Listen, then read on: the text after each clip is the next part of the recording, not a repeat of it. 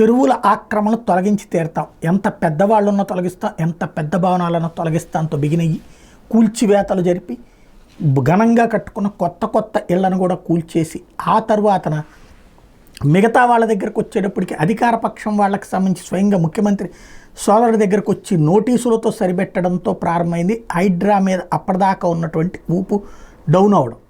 ఆ తర్వాత కోర్టులో అనుమతులేవి, అసలు మీకు బఫర్ జోన్ ఏది, ఎఫ్పిఎల్ ఎవలేదో అసలు లెక్క ఎవరు కట్టారు, ఏ విధంగా మీరు కూలగొట్టారని కోర్టు ప్రశ్నించడంతో ముందు అది తేల్చే పని అయినప్పటి నుంచి ఆగిపోయింది హైడ్రా వర్క్.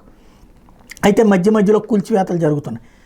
అయితే ఈ మధ్య కాలంలోనే 2000 హైడ్రా ఏర్పాటుకు ముందు ఉన్న వాటిని కూల్చబోమన్నారు. మళ్ళీ మొన్న ఒక అపార్ట్మెంట్లో కూల్చుకొచ్చారు. తాజాగా అక్రమ నిర్మాణాల కూల్చివేత మీద హైడ్రా ఎట్లాంటి యూటర్న్ తీసుకోలేదని స్పష్టం చేశారు ఆయన. ప్రభుత్వ పాలసీ ప్రకారం తమ సంస్థ కార్యాచరణ ఉంటుందని చెప్పుకొచ్చారు. 2024 జూలైకి ముందు అనుమతులు ఉన్న ఇళ్లను కూల్చబోమని ధృవీకరించారు. ఒకవేళ ప్రభుత్వం అన్ని ఇళ్లను కూల్చదలుచుకుంటే లక్షలాది ఇళ్లని మేము కూల్చాల్సి ఉంటుంది. ఇక మీద ఏ విషయంలోనైనా అనుభవాల నుంచి ఎవరైనా నేర్చుకోవాల్సిందేనని ప్రకటించారు. అందుకే హైడ్రా ఏర్పాటైన తర్వాత అనుభవాలతో కొన్ని విధానాలు మార్చుకున్నామని చెప్పుకొచ్చారు.